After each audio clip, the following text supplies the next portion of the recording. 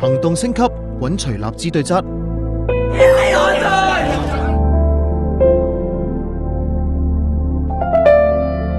一次無理嘅禁錮。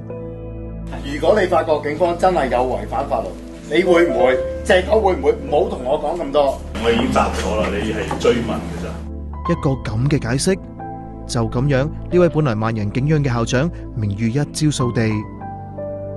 過千位港大校友聯署聽日登報，譴責校方殺害自由，要求大學唔好再淪為權貴嘅襯托品。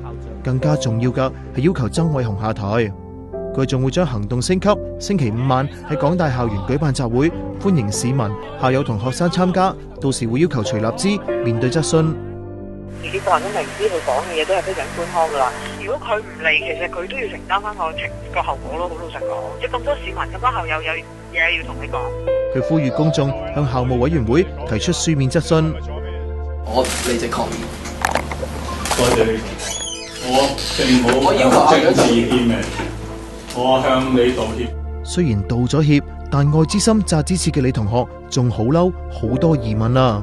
到底校方嗰日有冇將即係學校呢個地方係交俾警方去管理？如果佢係有一個對警方係有一個嚴厲嘅態度咯。